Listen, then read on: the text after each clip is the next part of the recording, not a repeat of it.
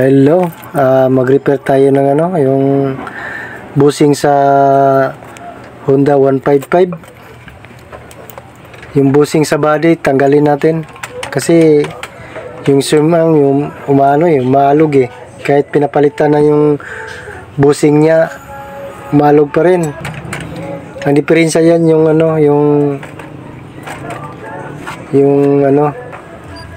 busing sa sa body. Yan, tanggalin natin swing arm, guys. Yung sa body yan, yan ang tatanggalin natin. Matatanggal yan eh. Yan, tatanggalin natin. Yan, tanggalin natin yan. Papalitan natin ng bago. May nabili na tayo ng bago. Yan, pupukpukin lang natin yan. Tatanggal lang yan.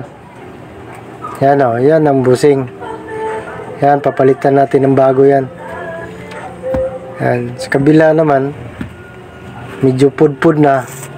Ispatan natin para harangan natin para mapukpok na.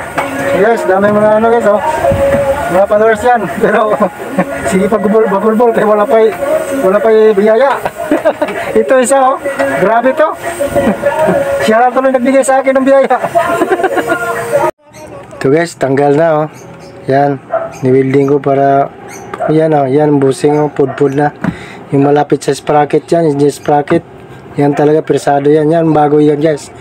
Palit natin yan yan lang, simple lang paglagay guys pupukpukin mo lang yan, tapos lagyan mo ng ihi para hindi mabusalsal yan lagyan mo ng ihi para hindi mabusalsal yan lagyan natin ihi pukpuk lang yan, papasok lang yan.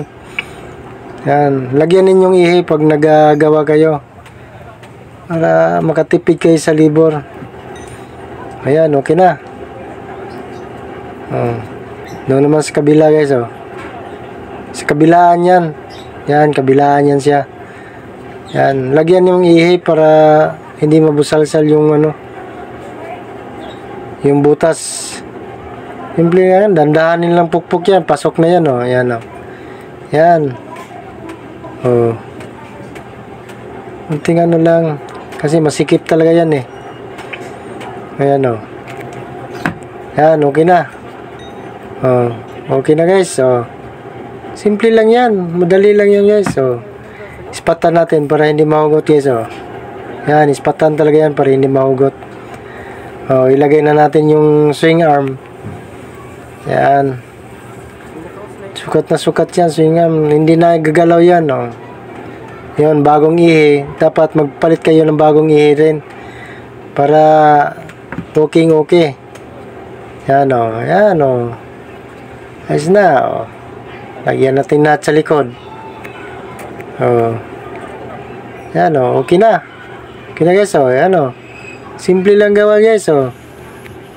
Tapos na yan hindi ko na lang pinakita paglagay sa gulong kay sa kabila guys.